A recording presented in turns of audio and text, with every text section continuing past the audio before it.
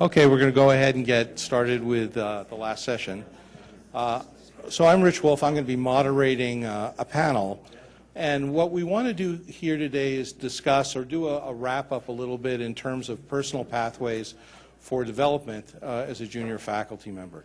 And I know you've been hearing a lot about this from a number of people all day, so this is one way to see if we're all keeping our story straight or to hear sort of different perspectives, because just like if you remember as residents how irritating it was to hear faculty practice in different ways, you're going to find the same thing in terms of advice about this, but what you do is you take it all, kind of bake it together and come up with your own recipe. What I wanted to start by doing is just introducing ourselves and briefly each of us talking about our own personal pathway and then opening it up because it mainly should be a Q&A session. Some feel free to come up to the microphone, raise your hand, bark out insults and so on, but if you feel you want to be more discreet, you can also just text me on that number and I'll just take the question and launch it that way. So I'll go ahead and start quickly. So I've been chair now at Beth Israel Deaconess for 20 years, but the original start when I was at yours was in an environment we were literally 8 faculty in Denver back in the late 80s and 90s, running a residency program, an EMS system, doing medical school, curriculi. And because you were 8, everybody did a little bit of everything, but you focused not because it was the smart thing to do or you were thinking about your academic promotion, it was just because you had to focus to start building, or people had to take expertise. And so my primary mentor was Peter Rosen, who didn't tell me all the sort of things that we're doing now about area of expertise and mentorship, but he was virtually a mentor, and it was, this specialty is important, we need to make sure it doesn't get killed because they're trying to kill us. And so for me, that ended up being residency, and in our residence we incorporated research because we knew that's what created validity and recognition in the eyes of other specialties. We, like Cincinnati and a number of other programs, encouraged and threatened our residents to go out and start training programs elsewhere and to kind of spread the faith, so to speak, of what an emergency physician as a specialist looked like. And when finally Mass General came and started recruiting for a new residency at Harvard, I got guilt-tripped by Peter Rosen to take a job I didn't want to take. I was really happy in Colorado, and that's how I got stuck out in Boston. But the whole thing, and I say for me, the theme was the importance of the specialty. How do we create environments that actually cause us to thrive of academics? What is the science of emergency medicine? And sticking to that thing, I ended up developing an area of expertise that made me sought after without actually quite realizing I was doing it. I think you guys today are much more fortunate. You can do this consciously, figure out, pick an area of expertise, figure out how to make it worth something to your department, to our specialty, and to the public at large. And that's probably, I think, the most successful way to head off on your path. With that said, I'll move down to Nate. Great. Hi, guys. I know you guys have had a long day. I'll give you like my 5-minute story and then pass it on to Andra. So I'm Nate Kuppermann. I serve as chair of the Department of Emergency Medicine at UC Davis. I'm a peds emergency physician, and I know kind of what I'll tell you, you probably have heard before, but this might be a little bit of a different twist on it.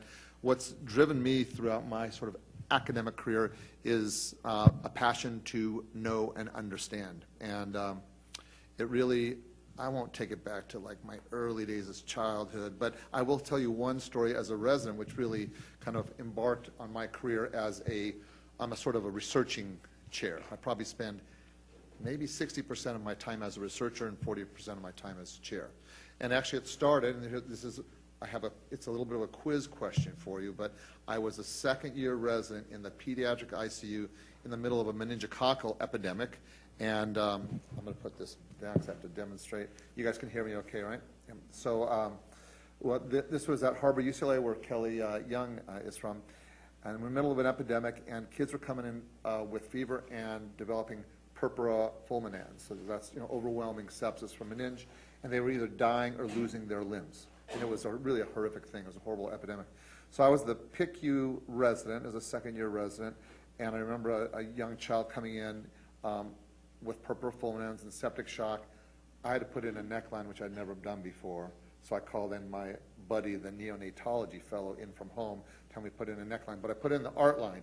And I remember distinctly well, this kid has on the fingers on one hand, they were a little bit dusky, and on this other hand, no, sorry, they were clean on both hands. There was just nothing. The feet were kind of a bit dusky. So I picked a hand and I put in the radial art line, and then I was the resident for the next few weeks. And over the course of the next couple of weeks, on the art line side, this kid's fingers stayed completely pristine. No purpura, no necrosis. And on the other side, that didn't have the art line, was necrosing his fingers. I said, God, that's really weird. You know, why? I'm putting a big honking rope into one side and no purpura, and the other side necrosing. So, any ideas? Why would that be? I know it's late. Heparin, right. Heparin's in the art line. I said, well, that's interesting.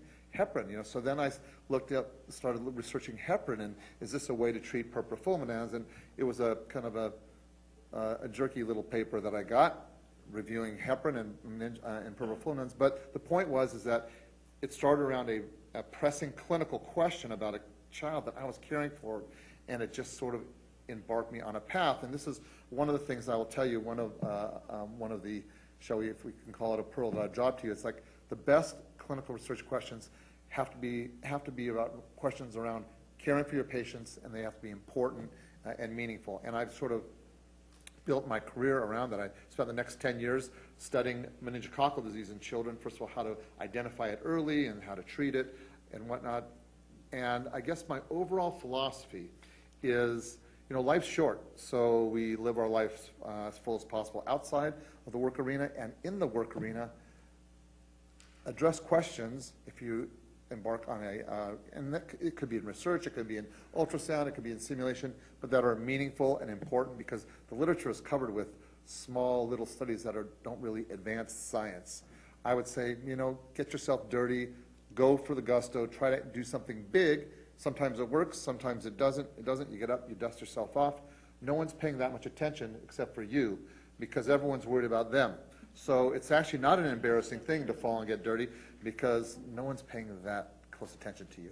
And that's what I've tried to do. So as I've moved through my career, my emphasis has been on having as wide an impact as possible. So it started with doing research to try to figure out better ways to care for children.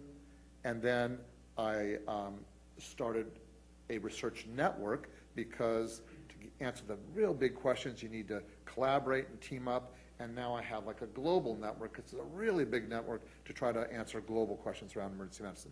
So, and the last thing I'll tell you before I pass on to Andra is that throughout my career, I've always looked to reinvest in yourself, because new technologies come up, new things happen. I've probably taken 5 grant writing classes in my career. I don't have to do that anymore now. I just write grants, but I took a lot of them.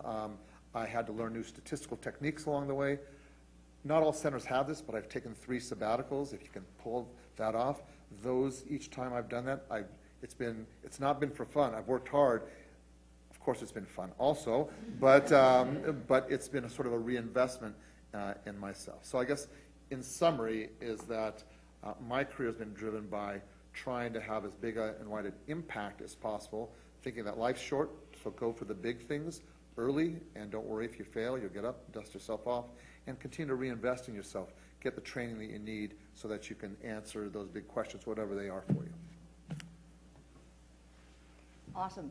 I've fallen on my face a lot, I think, and you're right. No, people, for the most part, don't notice. So I started my career as a resident at the University of Cincinnati. It was, to me, the Great White North, and I was not going to be staying up there very long, but nonetheless ended up staying there 15 years. And the reason for that was essentially very shortly before I was starting the job hunt in my 4th year. My chair pulled me into his office and said, we'd like for you to be assistant residency director when you graduate, and then residency director a year after that. That wasn't part of the plan. It wasn't part of the plan. I went into emergency medicine because I wanted to do research, and I couldn't figure out on what, and I figured the acute manifestation of everything came through the emergency department, so I was just going to kick that can down the road a little bit. And this completely rocked my world, but I knew deep down that the answer to that, it wasn't actually a question, it was actually an assumption that I was going to do it, but I couldn't say no. No was not the right answer, and that's where I started my career in education. After that, I was able to do clinical research and then some basic science research, reinventing myself essentially every 5 years or so to keep my brain active and keep my enthusiasm up, and I think that that's really important. I went to UT Southwestern for a few years there and then got my hands dirty in some operations things. So that got me marketable in a situation where I knew education pretty well. I knew basic science and clinical research fairly well, and I also knew operations, which ultimately led me to my current position, which is chair at Stanford. Well, I think I did it like backwards from what I you know, did. I know, actually. That's why I said it, because and this is the whole point, right? I have This is the I have like the dialectic kind of reverse story. thing. Yeah, well, it's really interesting to be up here, and one theme of the people up here is sort of longevity, in an institution where you invested a lot of your time. So, but unlike all of my colleagues, I'm vice chair at Sinai, where I've been for over 20 years, and I'm intentionally vice chair, and I'm happy to talk about that if some people. It's the best job that exists. Well, this is And assistant residency. well, this is what I have discovered, and every now and then I go and look at chair jobs, and I'm like, this is a shit job compared to what I'm doing. Pardon my profanity, and so every time I go and I look, and I'm like, I would be crazy to take that job over this job. But I used to do, I feel like more than half the room has sat at my table at some point in the afternoon, so you've sort of already heard my story. I'm a mainly health services researcher, and my interest actually in the organization of medicine started early. One of my undergraduate degrees was in management. I was pre-med, but I thought that the important problems in medicine were really going to be organizational problems about how we delivered health care. And so I double majored in life sciences and management as an undergraduate, and then went to medical school. And because I went to Einstein and they had one of the very early emergency medicine residency programs, I knew that emergency medicine was actually a possibility as a specialty choice. And then I went on sort of a clinical administrative pathway. I ran a emergency department in a inner city public hospital for a while. Then I got recruited to be residency director of a new program and create a new residency program, and that was fun. I also got enrolled in a mid-career fellowship opportunity that taught health services research to clinicians. The theory being, this was actually funded by ARC. It was actually ACPER at the time, for people who are old enough to remember that. But the theory was that if you took clinicians and you gave them the tools to do health services research, they actually understood what the important questions were, and that did work for me. So then I made, at Sinai, I initially went to Sinai as residency director, started the residency program there, had a lot of fun setting it up, had a lot of criticisms of my own residency experience, thought I could do it better, loved designing a program to train emergency medicine residents. But then once it was up and running and the residents were coming through, and I was talking about this at the table, and there's a calendar to residency, and I had done this research fellowship, and I really want to spend more time in research, so I was able to hand off the residency to my good friend, colleague, and now chair, Andy Jagoda, and really focus on building the research division. And, over the last, I guess now 22 years, really what we have done together at Mount Sinai is build what I think is a top-notch academic department, and it has been a blast. And we started with hiring good clinicians, and then a lot of focus on education, launched a medical student elective that rapidly became the most popular rotation in medical school, got it part of the curriculum as a mandatory rotation very early on, established a great residency, and now over the last, I would say, 12, 15 years, I've been building the research division. So I think it's about finding something you're really passionate about. I think, like Nate, I was always driven by wanting to make a difference. I do policy-relevant research. I'm not really interested in knowledge for knowledge's sake. I'm interested in knowledge for the sake of making the world better. Now, you can be more distant or more proximal to actually impacting the real world. And the reason why I'm still a vice chair is because I think it's given me a freedom and a flexibility that chairs do not seem to have. And I am free to pursue things that I want to do. I've had opportunities to do amazing things regionally and nationally. And so building an academic career has been something I never regretted. So I want to encourage you all, because one of the things I've heard at the tables today is sort of an uncertainty about, is it worth it? Because it's hard and people aren't sure, and are they doing the right things? And they look at colleagues who are sort of at their own level, who are doing, interesting things, especially the researchers. I heard this from 3 or 4 people today. It's absolutely worth it. I've had an amazing career. I wouldn't change a thing. And I've had opportunities now to do policy on not just the local level, but the national level. And academia is a perfect platform from which to change the world. So stick with it. So I think we'll go ahead and open it up to questions. And while some of you are thinking, I already have one that was texted to me, which is and I'll speak to the panelists, what do you look for in your fellows when considering to retain them as faculty afterwards? Nate, you want to lead off? Sure. Yes, so I'm just going to keep the microphone down because I like to use my hands. You can hear fine, right? Yeah, great. Perfect. So we actually have a lot of fellowships. We have 10 fellowships at UC Davis in the Department of Emergency Medicine, and we don't have 10 jobs or 11 jobs every year to retain them. So by definition, most of the fellows train and off they go. But I guess a few things that come up when we think about who we want to keep, and we have one right here in the audience, and Dr. Macbeth, is somebody who is very passionate about, these themes come up all the time, but they are very real. Someone's very passionate about what they're doing, and you can see passion when it's there. You can see in how they interact with patients and how they pursue their questions and how they interact with faculty. So I want passionate fellows who seem very committed to the field. And also, it's funny, I know this has come up earlier in the day, this yes-no question, right, is when do you say yes and when do you say no? And I'm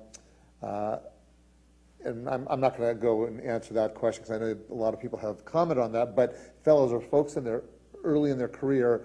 I like to see them having a very healthy, moderated yes or no. That is, I don't expect people to say yes to me to everything I ask, but what is very helpful as a chair, a leader, as a vice chair, is that if I need help on something and you're going to say no, which is fine, it's really good to say no, but you know what, Nate? I can help you find somebody who can help you out. So even when you say no, try to help them get to yes with other ways. And I know that's a little bit of a seg off. I'm not looking at that for fellows per se, but this is the attitude of our fellows. Passionate, great, sort of a nice organizational mind, great at the way they interact with patients, looking to answer big questions, and have a real professional way of interacting with you. So one of my fellows is sitting in the audience, so I'm wondering if he texted the question. But nonetheless, I really look for, and this is in fellows and other people, to hire people who contribute to the department in some other way than what they're directly required to do. Everybody has their requirements. They're supposed to show up to their shifts and hopefully have a good attitude doing them and provide excellent patient care and do education for the resident. But for the person who picks up the extra thing, and it doesn't have to be huge, right? It could be something that most people would complain about, but this person says, I'm going to fix it. And I think I really want to recruit people who want to fix things and make a place better. I realize it's you know, it's perhaps an overused adage about a department as a family, and I kind of feel like any family has chores, and some of the stuff's fun to do, and some of the stuff's great about being a family, but some of the things just have to be done, and it's no one's job to specifically figure out how to do it. An example might be, I don't know, rearranging the bins in the trauma bay so that you know where stuff is, or it makes some kind of sense. Or it can be relatively small, but something that you just wanted to say, that person wants to make it better, and those are the kind of people I want on my team. Yeah, no, I agree with that. And I also like something that Jim Adams said earlier, leaders lead. And whatever venue they're in, they display those characteristics of leadership. And so it's many of the things that you have said. It's people who look to fix problems rather than complain about them, people who are generous. We have I think, an extraordinary research faculty at my place, and it's self-serving because I hand-selected every single one of them and hired them all and trained many of them. But there is a culture of intellectual generosity that I think is very rare, and so I look for that. I think ambition is fine, and I want people who want to be excellent, but I want people who see the world in terms of us succeeding together and really understand what it means to be part of a team. And I think that if you can create that kind of environment, then it feeds on itself. And so I look for, when we're looking at who gets the faculty position, it's really people who are going to contribute to that culture and that atmosphere of we are in this together. And they're generous about giving time. And as you say, doing chores and sort of the busy work, it's not all glory. Can I just add to actually something that both Lynne and Andra alluded to, just that I wanted to mention as well, is as leaders in the department, the golden jewels of the department, it's not the money, it's the culture of the department. So if you hire wrong, and when I say wrong, it's just that someone that just doesn't fit into the culture, it's a disaster. So kind of listening to what you guys say and what very much resonates, probably more important than anything else, besides which fellows we're going to hire, it's true of recruiting faculty and anything, is that somebody, they have to fit in the culture because it's the most important fabric.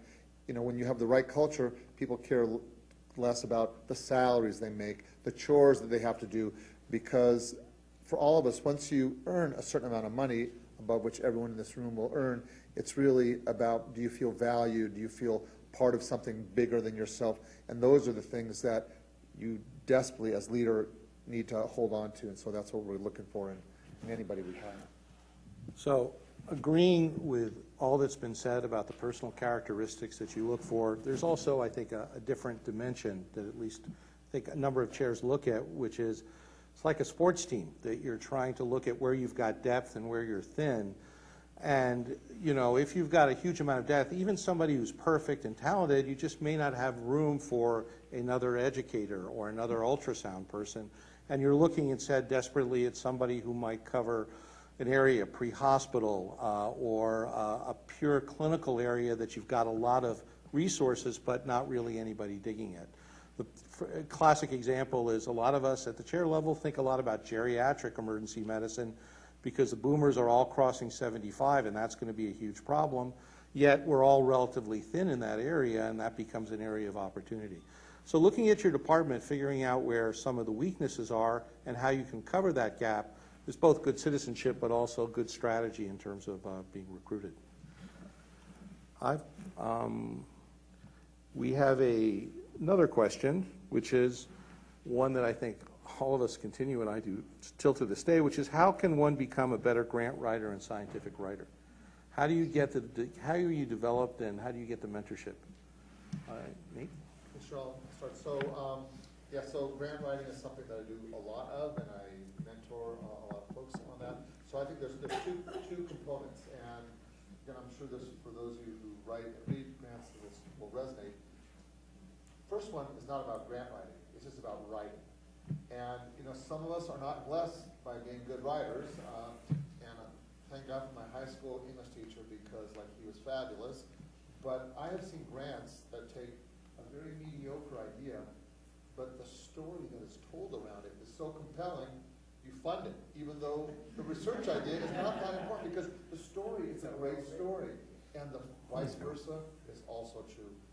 Great research idea, but the writing is so bad that you just can't fund it. Part of it feels like if they're not spinning a good story about it, are they going to really address the problem the right way and whatnot? So first thing is writing. So you can't, it's hard to build your writing skills, but it does mean that every paper that I write or every grant that I write, it's read by 4 or 5 people. Right now I'm reading some friends' grants as we speak upstairs, and that's really important. And I'm sure you probably have heard this, but the people that read my grants, my wife is my research partner as well, so of course we read each other's grants. That's so cute. Sorry. But also have people that don't do medicine read your grants. And then the second piece, so that's just the writing piece. And then the grant writing, I am a big believer. I didn't know. Grant writing, there is a formula around the grant writing piece. And for that, it takes, of course, writing some grants, but there are grant writing courses. And I mentioned I've probably taken 4 from the level of, locally at the institution to the NIH. Probably 4 or 5 over the course of my early facultyhood. And by the end of that, you sort of have the formula in place. As long as you have the writing skills or use those friends to help you at least review your grants, you should be in good shape. So I'm very intimidated by these guys who write as many grants and publish as much as they do, but I will confess very openly that I hate writing more than scooping my eyes out with a melon baller. I mean, I despise it. And I don't know why that is. I'm a tinker. I do things, and my brain is just works differently, and it's not with it. It doesn't work in words, apparently.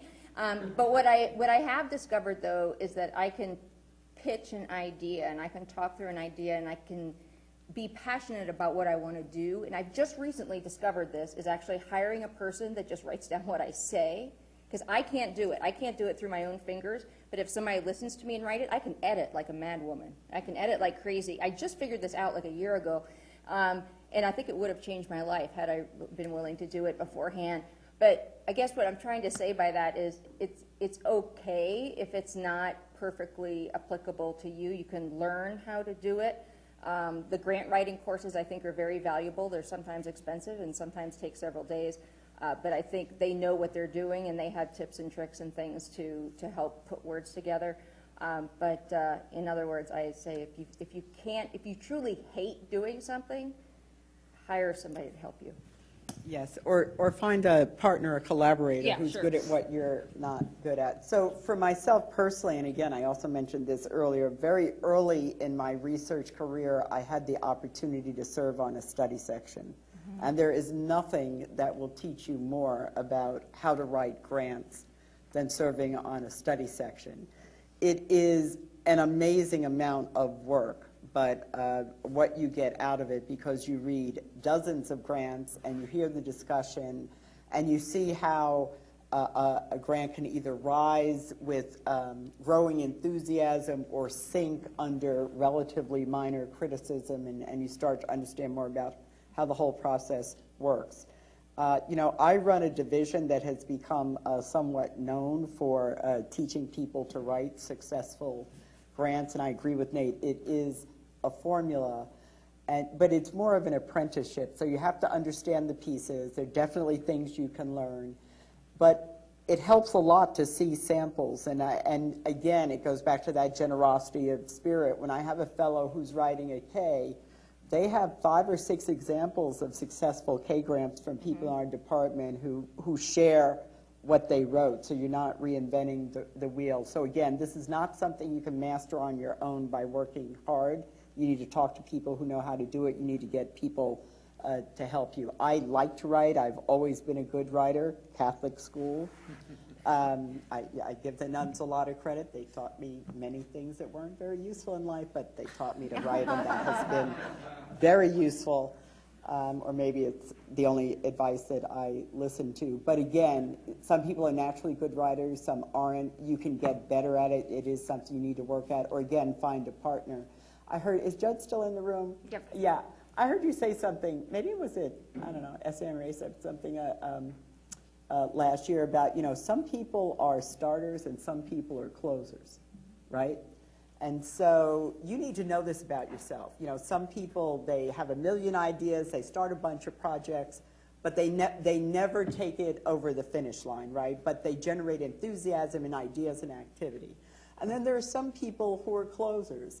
They don't have a lot of great ideas, but if you give them this half-finished thing, they will take it, run with it, nail it down, get it published and out the door. And part of what I think, I do with my mentees is just sort of match, the starters with the closers, because if you can put them together, that's when the magic happens, right? So you need to figure this out about yourself. If you're a good writer, then that's a very important skill. It'll be good for your career and it can be useful in other people's career. If you're not a good writer, get better at it, take a course, read successful grants, talk to people, understand what it takes. I think telling the story is the most important thing. When you are writing a grant, you are telling a story. You're not just writing a bunch of words on paper and presenting evidence. You are telling a story. And so I am pulling you into this story about this tremendously important problem that I have the insight to contribute to solving. If only you give me this $5 million, I'm going to take care of it for you. This is a story I'm telling. It's persuasive speech. You are selling your ideas. And once you understand that and study how to do that, you can be successful. Writing for the literature is in some ways easier, but it's the same thing. Tell the story, right? If you read an article where there's a clear narrative, where they started, why they did it, what they did, and what they found out, you're happy. If it's just a lot of words and very dense and you can't really figure out what's going on, nobody wants to read that. So think about this narrative, telling a story in your writing. I'll just add a couple things is that the thing about a paper, you will always find a home for your paper, I guarantee. It might end up in like the Japanese Journal of Ornithology, but it'll find a home somewhere. Grants, on the other hand, No. You can write and they will not get funded, but eventually you stick with it. Some will get funded. But one thing I would add before you even think about being the PI on a grant, how I started is I was on other people's grants. I had a 5% piece or 10% piece, and what that did is, first of all, you were part of a grant writing team, so as Lynn said, it's a little bit of an apprentice stuff, and you learn about what it takes to run a successful research study. So before thinking about being a PI of a grant, if you have a piece of somebody else's grant, it serves a lot of purposes around learning to grant write, learning to oversee a research study, and get publications as well. Since we have a lot of questions, I'll make my answer short. The best way to write is to write a lot and to do it with other people and who are intensely critical of what you do, and that's probably the best way in the learning experience. So the next question is a bit of a curveball, which I'm going to pass over down the table, which is, can the panel discuss a different approach to men and women may need to take a leadership role or to do leading well? Or even I'll start with men. One thing that I've noticed is to stress it's not all about you. It's, when you take a leadership position, it's about the people you're leading, and it's a role of self-sacrifice to ensure that they are developed well. But I've always learned when discussing women, it's better. Wow. I do think it's different, and I've read a lot about this, and I spent pretty much all my life trying to be convinced that there were no differences, and that if I just worked hard and did my job and did what I wanted to do and did the work, that success would come whatever. And then I don't think it's that way. I think there are lots of differences. One thing that sometimes women get criticized for is that if they are more demanding or more stern or have set boundaries or otherwise, that they're viewed with a different type of noun than leader. I think that's getting better, actually. I think it is. One thing I've learned, and it took me a long time to realize, is I'm genuinely a nice person. I say hi to everybody. I appreciate people's work, and I felt that I needed to get. I was trying to teach myself how to get to be like basically an ass, because I thought that that was going to help me be a leader. And then at one point I just said, I'm not going to do it. I'm just not going to do it. I'm going to be myself, and I'm going to do what I do best and act the way I act and just do it that way. And I think part of it is being true to yourself and realizing that leadership qualities will come through regardless of, you know, what your chromosomes are. Yeah, well, it's an interesting question. I mean, I think there are differences because there are differences in the way that the environment in which you are operating sees you, and that's still true. It is not as bad as it used to be, but I think that is still the case. And certainly there are behaviors that, as you say, would be perceived as showing, you know, strength and leadership if a man does it, and then it's something else quite negative if a woman does it. And then you know, I had the double blessing of being different from most of the leaders of large academic institutions I went to, being not just a woman, but a black woman. And so I think the most important thing that I've learned is that I have to stay true to myself, but I am very goal-oriented. And I think I mentor both men and women, and generally they need different kinds of strength and encouragement from me. And one of my mentees in the room, and I'm going to say you're kind of an exception to the rule, Mark.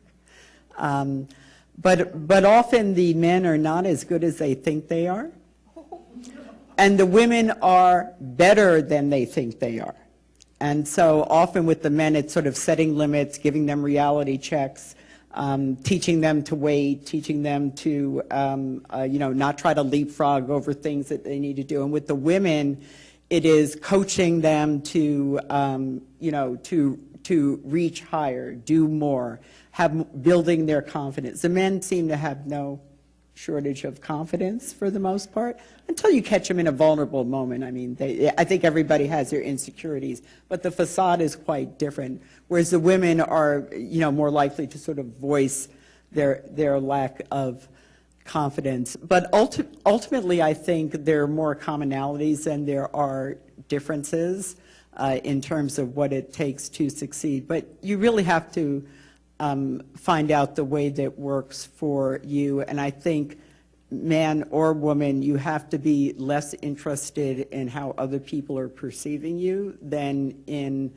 trying to decide what the right thing for you to do is and then to pursue it. And so, but I do think it is still harder in many ways for women to achieve things. You know, there are all of these clubs you're not in. There's sort of all of this extra informal information you often don't get. And of course, now, especially in emergency medicine, the women are, you know, we're sort of organizing ourselves to do it for ourselves. I was at the Feminine EM conference a couple years ago, and it was a total blast, I have to tell you. It was one of the most fun conferences that I've spoken at. And I think that's right, but again, I think we have to find the commonalities and value our differences rather than pretending they're not there, because everybody is different when you get right down to it. So, but I want to encourage the women you can do whatever you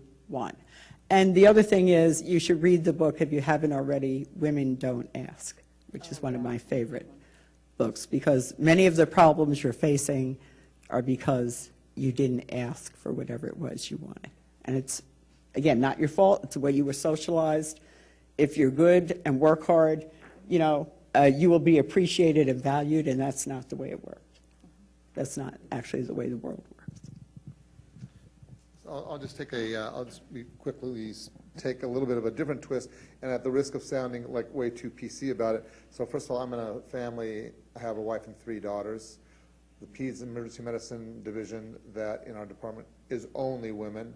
And I think at UC Davis we have a very high percentage of women faculty, and I think the highest percentage of women professors in the country. So I'm a very women-focused chair. And I would say that actually the best men chairs, I'd say. Yes, right. What happens in Vegas stays in Vegas. But what I would say, I mean, and not to sound overly trite and stereotypical about this, but I think the ideal qualities of a chair are those that we typically ascribe to women. So generous, selflessness, team building, which these are things that I actually think are the most important attributes of a good chair, and we may see them more in women than in men, although I don't look at it that way per se. So I think that and this issue around asking, and I'm very mindful about that as a department chair. So for example, salaries, promotions, stuff, none of that is based on negotiating and asking. It's just it's very much objectified because you want to make sure that quiet people and noisy people earn the same amount just based on what they contribute to the departments. These are things that we can do to sort of promote that. But anyway, the bottom line is I do think that many of the attributes of a great chair are really attributes of stereotypically great women. Which is why women make great leaders. Yeah. So I think the other way, since everybody here is looking at a leadership position, is how do you behave differently on the people that you're actually leading? And the issue here is that you need to make sure credit goes where credit is due. Women tend to be a little less likely. They'll propose an idea and then a guy will grab it, at the same meeting, and you need to be sure that you assign ownership appropriately, that you create an environment, which both protects and sort of compensates from that hesitancy that occurs until people build up confidence and help build that confidence.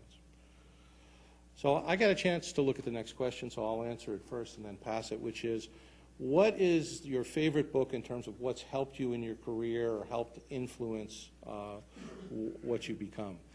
So for me, it's actually a book called Forgive and Remember, Managing Medical Failure by Charles Bosk. And yeah, he basically went into the University of Chicago on the surgical floors and watched the culture of blame and intimidation and stress, and really was one of the first people to describe the importance of being willing to talk about one's error but not necessarily being destroyed by it. On the contrary, growing from it and developing it. And it's been part of a principle that I've just really fell in love with when I first heard about it. And I've always tried to implement that. We're all human, we all make mistakes, and the trick is to learn from them and to grow from them and to share them with each other. So I'll pass. Who wants to take it next? Yeah, we all, I'm sure, have like a list of books, but actually a book I'm reading right now by Brene Brown, Dare to Lead, is, I think, a very powerful book. And what I really appreciate in people and leaders as well is just that real sort of honesty and avoiding the iconic status of whatever it is we do. So there was actually a great thread on Twitter, it was probably about 3 months ago, from a lot of leaders in emergency medicine saying about, like how often they failed and how it was like there was their 20th medical school that let them in. Because I think one of the curses that you can have as a leader or someone that people look up to is that it looks like from there that it's impossible to get here. But the story that I like to tell is that that's completely false. There's nothing iconic about us. We have worked hard at what we do, and we've been passionate about it, and we've kind of worked through failures just like you all can do. And in this book, in Dare to Lead, Brene Brown, she sort of brings leadership to a very human level in my mind, and I'm very influenced by that. Oh, there's so many. And I think, negotiating the non-negotiable, Shapiro, is, I have always had the sentiment, we are emergency medicine and we are so awesome and we're taking over the universe and we're going to do all this great research and we're going to take over health systems and we're going to do all of it, and surgery can go and live in a closet, I don't care, and just like this very kind of pro-EM thing. And it made me or I felt it was making me a sort of controversy driven leader and not necessarily a solution-driven leader. I was really good at having a lot of pride in emergency medicine, and that's why I got involved with SAEM and did everything for emergency medicine. But there is a whole other set of skills about negotiating things and the emotions behind it and putting yourself truly in their place and trying to figure out what that they might say. Changed the way I view negotiations. And, so many things in life are a negotiation. Everything, you start negotiating in kindergarten over things, and it just continues. And every day there's a negotiation that you have to mitigate in some fashion. Yeah. So one book that I actually read quite a long time ago that I go back to over and over again is The 7 Habits of Highly Effective People. And I use it as much in my personal life as in my professional life. On the professional side, it's Getting Past No, which is the sequel to Getting to Yes. And again, the managing of conflict is something we do every day in the ED, in our offices, at home, in our relationships, in the world. And I think having a real understanding of the dynamics of that has helped me a lot. But I like to read self-help books. I like to read leadership books. Good to Great, which Jim Adams mentioned, is also another good one. And if you're interested in being a leader, I think that, you should be reading that literature. When you wanted to be a doctor, there's a literature that you read. And so if you want to be a leader, I think understanding that it's not just charisma and chutzpah, it's actually a whole skill set of how you actually have a vision, draw people with you to accomplish important things.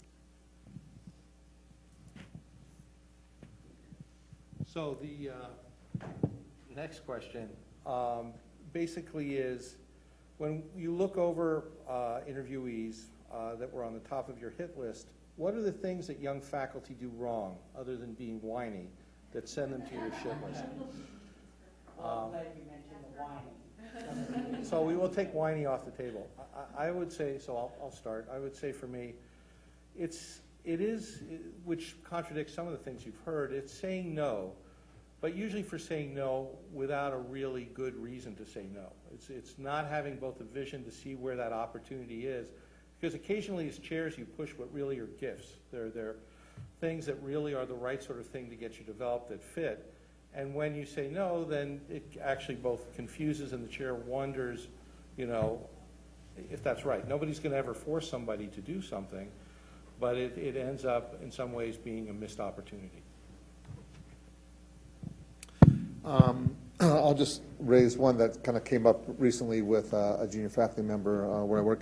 Is sometimes I think faculty, it can be intimidating to be a junior faculty member and waiting too late to get started on whatever it is, whether it's a manuscript or a grant or a project, because you can be paralyzed if you don't take things on in bits and pieces and wait to the very end. So I've seen faculty be a little bit sort of overcome by what it perceives to be a big obstacle, but it really wouldn't be if they just took it in bite-sized pieces. So I'd say start early on things and don't wait to the end. I'd say the notion or the thought of negotiating for clinical offload before you've done anything yet. And this is, it's sort of personal. I feel like we take care of unscheduled care, sick and dying people, that part of who you are is taking care of people. And I'm a little bit wary of people who are trying so hard not to do what the specialty is built upon. It may be old school or old fashioned, but I believe in rewarding people handsomely. Don't get any ideas, guys, the two who are sitting in my audience from Stanford, but are when they do something well. They'll get the time, they'll get what they need to do good work, but show me you're going to do it first. Kind of old school, but that's the way I think. Yeah, I guess the advice I would give, where I've sometimes seen what seem to be very promising young faculty go wrong, is when they, similar I guess to what Rich said, when they fail to take good advice from experienced people. And because, again, they want to do what they want to do rather than, agreeing to do things that might be good for them, that would help develop them, that would actually lead to opportunities. And so there is I know it's not very millennial to actually value experience and wisdom, and, they're very, so I'm told. I raised millennials, I guess, but I think the junior faculty who I see succeeding and progressing are the ones who actually seek out advice from more experienced people, and not that they always do everything I say, but they at least want to know what I think about things before they, commit themselves. So, seek and take experienced advice is the advice I would give. And, once you lose your integrity, you can never get it back. And so that, for me, that's,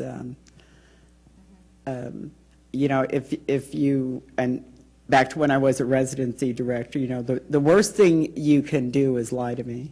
I mean, if you don't know, say you don't know, because if you don't know, I can teach you.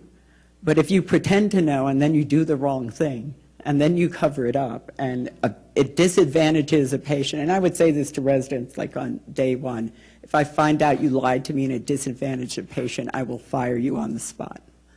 Because in medical school, you were conditioned into always pretending to know, right? And, if you didn't do something, you didn't want to admit that you didn't do something because it means that you didn't know you were supposed to do it. So it was very deliberate unprogramming. That one thing I value above everything else is honesty. And so once I see that you have lied about something to cover yourself, I really lose all respect. And it's hard to come back from that for me once I've seen it.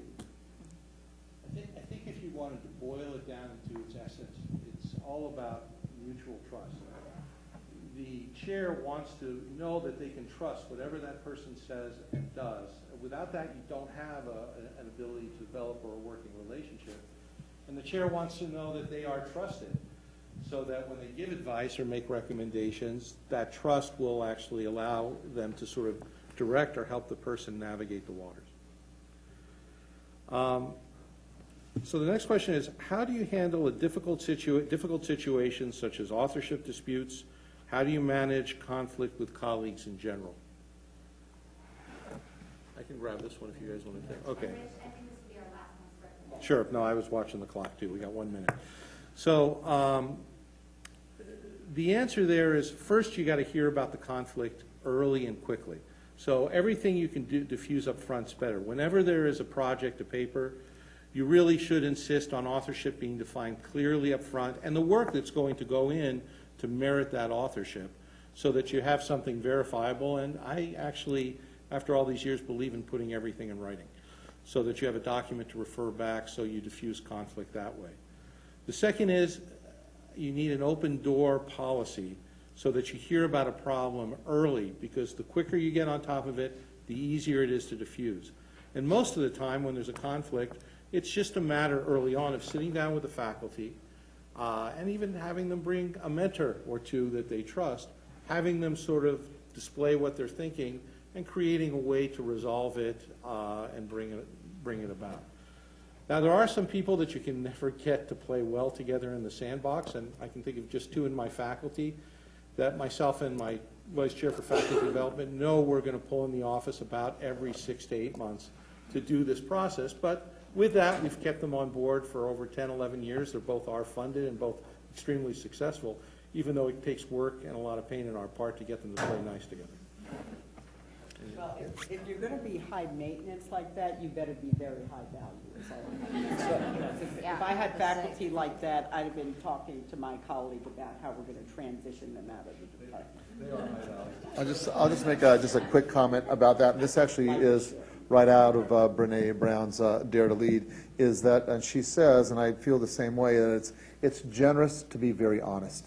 So one thing that you can't do as a leader is to avoid difficult conversations. None of us enjoy difficult conversations, but it's generous to have them, because there might be a faculty member that they're doing something that is just going to lead them down the wrong path, and sometimes it's easier just to ignore and whatnot, but it's better to just have the difficult conversation, let them know what's going on up front. It might feel a little difficult at the start, but I guarantee it ends up in a good result. They will appreciate it. What they won't appreciate, and what I wouldn't appreciate, is that if no one told me something and then 2 years later I found out there's a bad consequence that could have been avoided just by having a very honest and somewhat difficult conversation up front. It's part of leadership.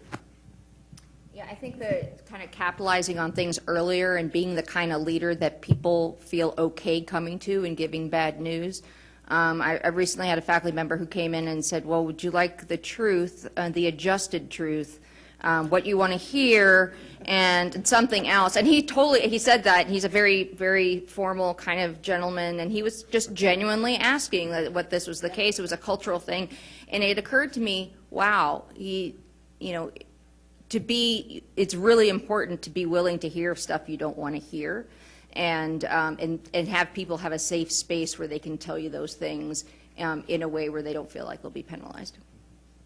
Yeah, so, I mean, I totally agree with what Rich said. The time to settle authorship disputes is before the writing begins.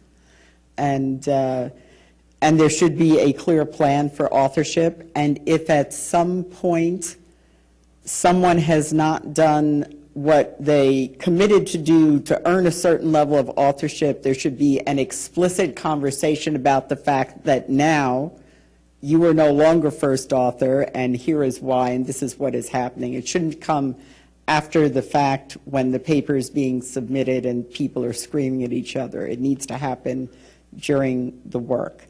And I think for difficult colleagues, again, it's my very first chair in early mentor, Shelley Jacobson, used to say, well, when there's somebody you're not getting along with who, seems to be acting like an enemy, take them to lunch. Mm-hmm. Because you need to understand why. You need to understand the reasons behind the behavior rather than thinking, they're a selfish, arrogant, son of a gun, good for nothing, lazy. Like, if that's the story you're telling yourself, you are never going to resolve the issue. So you have to be open to the fact that maybe they have a point of view that's valid, and maybe if you can control yourself long enough to hear it, you can actually resolve the situation. And yes, you have to have an open door policy, and people have to be willing to tell you things, which means you have to not explode when people tell you things, because then they won't like that. So again, it's that deep breath, self-control,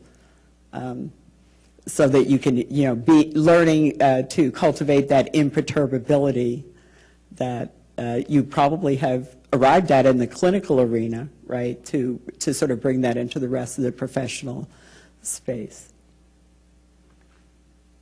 Well, thanks very much. I ask everybody to fill out your surveys, and thanks for the fantastic questions. Okay.